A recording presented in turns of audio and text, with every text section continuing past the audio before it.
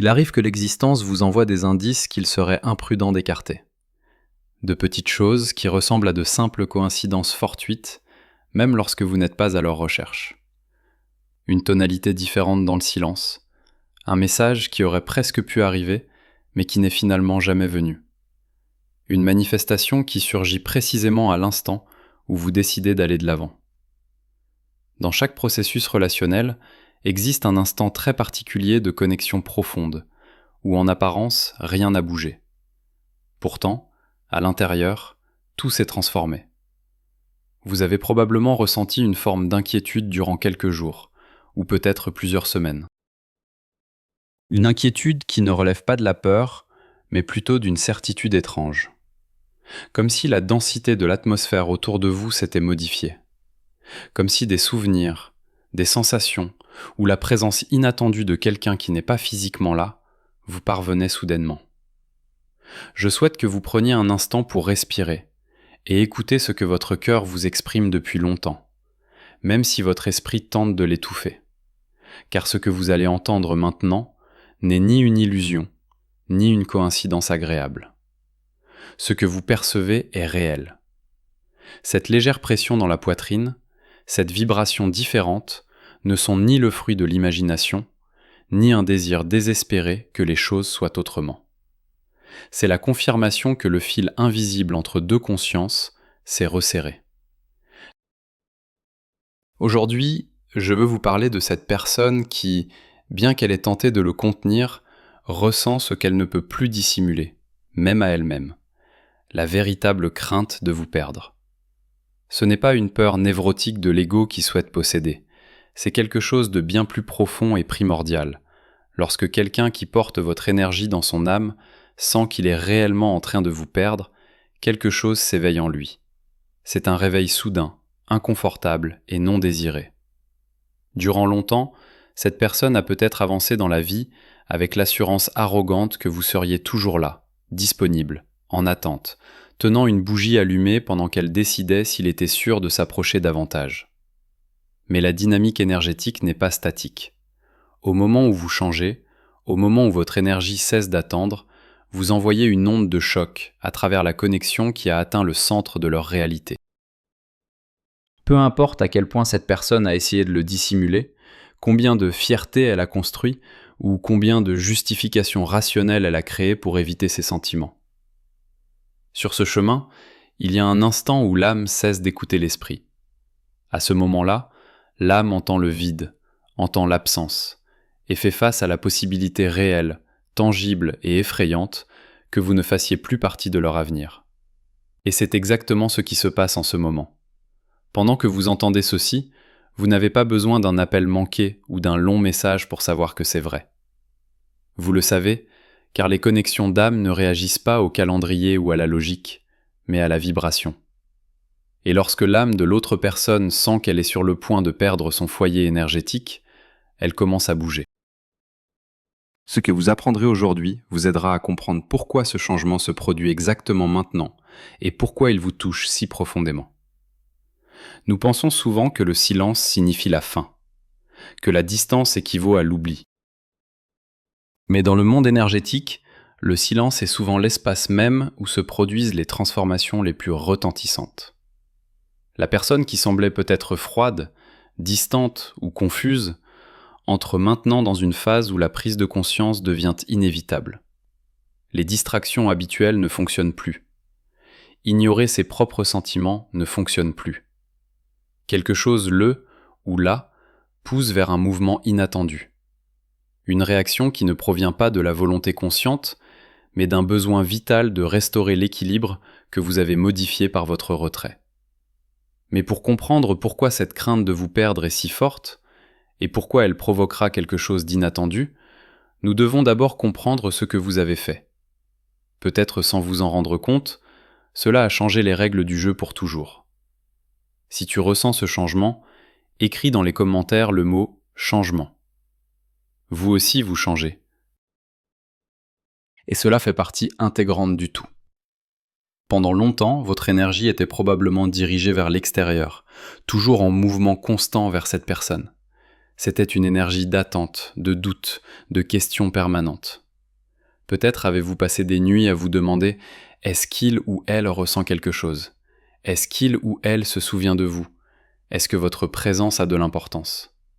Cette vibration, née de l'amour, était souvent perçue de l'autre côté comme une exigence, comme une pression subtile qui paradoxalement donnait à l'autre personne assez de sécurité pour ne pas bouger. Tant que vous mainteniez la connexion seul, l'autre personne n'avait rien à retenir, mais quelque chose s'est produit. Peut-être que vous, sans vouloir consciemment apprendre à vous choisir davantage, vous avez commencé à retirer votre énergie, non pas comme une punition pour l'autre, mais comme un acte d'amour envers vous-même. Et au moment où vous revenez à vous-même, la vibration change radicalement. Ce phénomène est connu sous le nom de physique du vide dans les relations spirituelles. La nature, l'univers et l'âme humaine détestent le vide. Lorsque vous cessez de poursuivre et ne vibrez plus du besoin, un espace vide se forme dans la dynamique. Auparavant, cet espace était rempli par votre insistance, votre disponibilité, votre attention constante. Maintenant, il y a le silence. Mais ce n'est pas un silence dénué de sens. C'est une absence intérieure. Je veux que vous compreniez vraiment la différence, car c'est important.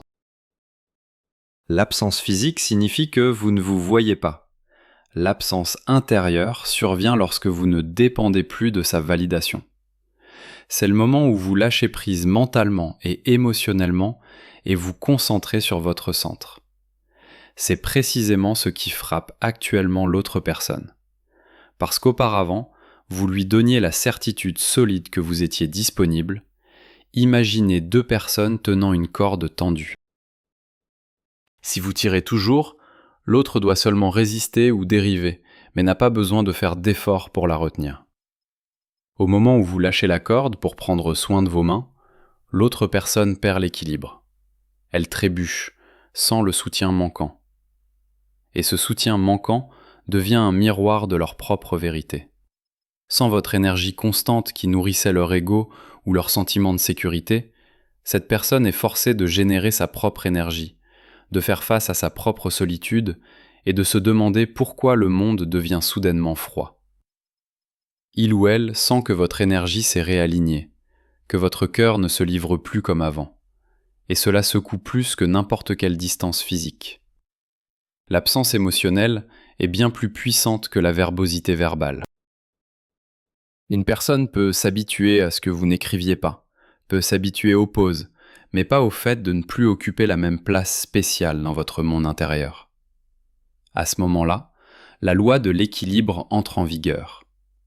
En détournant votre attention, vous cessez de faire pression.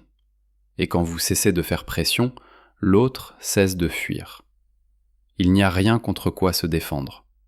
Et lorsque le mur défensif tombe, il ou elle fait face à ses sentiments. Comme si la vie disait « Maintenant, oui, maintenant vous êtes prêt pour que ce qui vous appartient bouge. » Mais ce mouvement naît de l'inconfort. Le vide que vous avez laissé derrière vous demande à être comblé. Et puisque vous n'êtes plus prêt à le remplir de miettes de pain ou d'efforts unilatéraux, il ne reste qu'à une personne pour le combler. Lui ou elle. C'est pourquoi vous ressentez cette inquiétude maintenant. C'est pourquoi vous sentez que son énergie vous cherche. Même s'il ne dit rien à l'intérieur, il n'est pas calme. Il regarde des choses qu'il ignorait auparavant, pense à ce qu'il tenait autrefois pour acquis. Votre retrait énergétique n'a pas rompu la connexion. Au contraire, il l'a nettoyé du bruit et a laissé cette personne seule avec la vérité qu'elle évitait depuis longtemps. Et cette vérité, lorsqu'elle est rencontrée dans le silence, agit comme un miroir impitoyable qui montre non seulement vous, mais aussi les parties d'elle-même qu'elle cachait dans l'obscurité. Pour vraiment comprendre pourquoi cette personne réagit maintenant et non plus tôt, nous devons nous tourner vers ce que la psychologie profonde, inspirée de Carl Jung, appelle l'ombre et le miroir. Chaque personne porte en elle une ombre, un sac invisible dans lequel nous mettons tout ce que nous ne voulons pas reconnaître de nous-mêmes. C'est là que se terminent nos peurs, nos insécurités, ainsi que notre capacité à aimer sans condition. Si nous avons été blessés dans le passé, lorsque cette personne partait, se justifiait ou se comportait froidement, elle ne réagissait pas vraiment à vous, mais à sa propre ombre. La peur de vous perdre se manifeste maintenant pour révéler quelque chose qui a toujours été là, mais qui était caché derrière de vieilles blessures et des mécanismes de défense. Tant que vous étiez présent et les poursuiviez, vous agissiez comme un conteneur pour leur projection. S'il existait une peur de l'intimité, ils pouvaient se convaincre que vous étiez trop tendu ou que le moment n'était pas le bon. Leur esprit logique utilisait votre présence pour justifier leur peur. Mais maintenant que vous vous êtes détaché, vous avez retiré la toile sur laquelle ils projetaient leur film. Maintenant, ils sont assis seuls dans le cinéma. Le film continue de se dérouler, mais maintenant ils comprennent que le héros et l'antagoniste sont la même personne. Ils sont forcés de faire face aux parties d'eux-mêmes qu'ils n'ont jamais voulu affronter. Et ce processus est intense. Chaque jour où vous n'apparaissez pas de la manière attendue, chaque soir où vous ne vous inquiétez pas comme avant, leur fait perdre un peu plus de terre ferme sur laquelle ils se tenaient debout. Leur mécanisme de défense, qui fonctionnait quand il y avait quelque chose contre quoi se défendre, commence à s'effondrer comme un château de cartes dans un souffle de vent. Parce que vous n'attaquez pas, vous ne suppliez pas, vous ne demandez rien. Vous êtes simplement vous-même, centré et concentré sur votre propre chemin. Et cette paix que vous rayonnez est plus déstabilisante pour eux que n'importe quelle réclamation ou reproche. C'est à ce stade que commence à se manifester ce que nous appelons la résonance énergétique du manque. Cette personne commence à sentir votre absence non pas comme un soulagement, mais comme un malaise constant. Quelque chose ne va pas. Quelque chose manque. Et ce quelque chose, c'est vous. Pas votre présence physique, mais votre énergie, votre attention, votre lumière qui illuminait inconsciemment leur vie, même à distance. Maintenant que cette lumière s'est retirée pour briller sur vous-même, ils se trouvent dans une ombre qu'ils n'avaient jamais remarquée auparavant. Et dans cette ombre, ils commencent à voir ce qu'ils ont vraiment perdu. Pas une option, pas une possibilité lointaine, mais une partie vitale de leur propre complétude. C'est à ce moment que les synchronicités commencent à se multiplier de manière presque surnaturelle. Vous commencez à voir des signes partout. Des chiffres répétés qui apparaissent constamment, des chansons qui parlent exactement de votre situation, des conversations entendues par hasard qui semblent être des messages directs de l'univers, des objets qui apparaissent de nulle part et vous rappellent cette personne, des odeurs, des saveurs, des sensations qui vous transportent vers des moments partagés. Ces manifestations ne sont pas de simples coïncidences. C'est l'univers qui vous montre que l'alignement énergétique entre vous deux est en train de se recalibrer. Chaque synchronicité est un indicateur que la fréquence de cette personne se rapproche de la vôtre, que les deux champs énergétiques recherchent leur point de rencontre. Il est important de comprendre que ces signes ne sont pas là pour vous faire espérer passivement, mais pour vous confirmer que vous êtes sur la bonne voie. Quand maintenant votre centre, et en ne vous dispersant pas dans le besoin, vous permettez au processus naturel de se dérouler.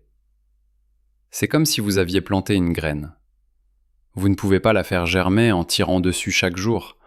Vous devez simplement créer les conditions appropriées et faire confiance au processus. Les synchronicités sont les premières pousses vertes qui émergent de la Terre, vous indiquant que sous la surface, la vie travaille. Même le monde des rêves devient un lieu de rencontre. Pendant la journée, l'ego de cette personne s'efforce de maintenir le contrôle, de construire des murs et de rationaliser la distance. Mais dans le sommeil, l'ego s'éteint et l'âme devient libre. Très souvent à ce stade, vous commencez à avoir des rêves de lui ou d'elle avec une vivacité extraordinaire. Des rêves qui semblent plus réels que la réalité elle-même. Dans ces rencontres nocturnes, la communication est souvent claire et fluide. Il y a des étreintes, des excuses et des messages sans équivoque. Ce ne sont pas simplement des souhaits de votre esprit. Ce sont de véritables rencontres au niveau astral, où vous êtes tous deux déjà en train de négocier l'énergie de la réunion avant qu'elle ne se manifeste dans la vie physique. Comme si vos âmes se coordonnaient, tandis que vos personnalités humaines travaillent encore à s'aligner. Si tu vis cela aussi, écris dans les commentaires « Rêve ». Nous sommes profondément connectés à une réalité invisible, mais tangible. Tous ces signaux, tant internes qu'externes, n'ont qu'un seul but, vous préparer. Ils ne vous tourmentent pas avec le souvenir de quelqu'un qui n'est pas là, mais vous font prendre conscience que l'énergie accumulée atteint un point critique. La pression dans le système de vases communicants qui vous relie approche de son maximum. La résistance que cette personne a maintenue si longtemps se détruit sous la force de ses propres sentiments et de la vérité indéniable de la connexion. Mais, et c'est très important, pour que vous ne perdiez pas courage à la fin. Avant que ce barrage ne se brise et que l'eau puisse couler vers vous, vous remarquerez probablement un dernier phénomène déroutant. Juste avant l'aube, la nuit est la plus sombre. Et juste avant qu'une personne ne se rende à l'amour, l'ego mène sa dernière bataille, la plus féroce et la plus trompeuse. Il est important de parler de la phase qui est souvent la plus déroutante et douloureuse de tout le chemin. Le moment où la plupart des gens perdent foi et s'en vont. Quand exactement le miracle doit-il se produire ? Il est tout à fait possible que, malgré tous les signes intérieurs et la synchronicité, la réalité extérieure montre soudainement le contraire de ce que votre intuition vous dit clairement. Vous pouvez remarquer que cette personne se distance encore plus, devient soudainement plus froide, plus méprisante ou plus dure. Peut-être bloque-t-elle les canaux de communication, semble trop heureuse en public ou adopte une posture radicale d'indifférence, comme si vous n'existiez plus pour elle. Un tel comportement n'est en aucun cas un signe qu'elle vous a oublié. Au contraire, c'est ce que nous appelons le pic de résistance de l'ego, la confirmation finale que sa structure intérieure s'effondre. Pour comprendre cela, nous devons considérer la nature de la résistance psychologique. Imaginez qu'un élastique est étiré. Pour qu'il se propulse en avant avec force, il faut d'abord le tirer au maximum dans la direction opposée. Plus il est tiré loin, plus son retour au centre est fort et rapide. Ce que vous observez maintenant, c'est la dernière tension. L'ego de cette personne, la partie de l'esprit créée pour la protéger de la douleur et de la vulnérabilité, ressent une menace mortelle. Il reconnaît qu'il perd la bataille contre ses sentiments. L'amour qu'il ressent pour vous et la peur de vous perdre sont devenus si forts qu'ils détruisent son illusion de contrôle. Face à cette capitulation imminente, l'ego réagit par une violence défensive. C'est le calme tendu avant la tempête, ou plutôt, le dernier rugissement de la bête avant d'être apprivoisée. Cette personne ne lutte pas contre vous, mais contre elle-même. Sa froideur extrême est un mécanisme de défense désespéré. Elle essaie de se convaincre et en même temps de vous convaincre qu'elle n'a pas besoin de vous. Parce qu'admettre qu'elle a besoin de vous signifierait détruire toutes les excuses qu'elle a utilisées pour garder ses distances. Cela signifierait reconnaître qu'elle avait tort, qu'elle avait peur, et qu'elle n'est pas aussi forte et indépendante qu'elle prétendait l'être. Ce pic de résistance est votre épreuve. C'est le moment où la vie vous demande. Faites-vous plus confiance à ce que vos yeux physiques voient ou à ce que votre cœur ressent. Si vous réagissez désespérément à cette froideur, la poursuivez à nouveau ou exigez des réponses, vous relâchez la pression du système et lui permettez de retourner dans sa zone de confort. Mais si vous restez au centre, si vous comprenez que ce retrait brusque n'est qu'un prélude à l'effondrement de ses défenses, alors vous permettez à la pression de faire son travail. Cette phase est paradoxale et trompeuse. Plus le silence extérieur est fort, plus le cri intérieur est fort. Cette personne vit dans une contradiction insupportable. Chaque cellule de son corps vous appelle, tandis que son esprit rigide lui ordonne de rester à l'écart. C'est un état de guerre civile intérieure. L'indifférence qu'elle montre extérieurement demande une énergie énorme pour être maintenue. Faire semblant que vous ne signifiez rien pour elle, alors que son âme crie le contraire, est épuisant. Et comme tout effort qui contredit la nature et la vérité, celui-ci a également une durée de vie très courte. Personne ne peut porter un tel masque longtemps sans le détruire. L'énergie de la connexion est comme l'eau derrière un barrage. Vous pouvez construire des murs plus hauts, vous pouvez renforcer le béton avec de la fierté et de l'entêtement. Mais si la rivière continue à gonfler, alimentée par l'amour sincère et le vide que vous avez laissé derrière, il arrive inévitablement un moment où la structure cède. Et lorsque ce moment arrive, ce n'est pas silencieux, ce n'est pas un glissement doux vers vous, mais un bouleversement intérieur qui l'oblige à ne plus nier sa propre vérité. La personne qui a agi si longtemps avec des masques, des excuses et de la distance est soudainement submergée par une force plus grande que sa résistance. À ce moment-là, elle comprend que le prix du contrôle était trop élevé, qu'elle a perdu plus qu'elle n'a jamais voulu l'admettre. Et c'est à ce moment-là, lorsque la pression à l'intérieur devient insupportable, que le mur se brise. Non pas parce qu'elle a décidé, mais parce que son âme ne lui laisse pas d'autre choix. Vient alors le mouvement inattendu, que vous avez intuitivement ressenti depuis le début de ce chemin. Un pas, un signe, un message, un regard, une action, qui est plus claire et plus vraie que tout ce qu'elle a montré auparavant. Non pas par besoin, mais par la prise de conscience qu'elle ne peut plus ignorer la connexion. La vérité l'a atteinte. Et cette vérité la ramène vers vous non pas avec incertitude, mais avec le silence, sachant que vous êtes l'endroit où son âme peut à nouveau respirer. Si tu acceptes ce message, écris dans les commentaires « J'accepte ».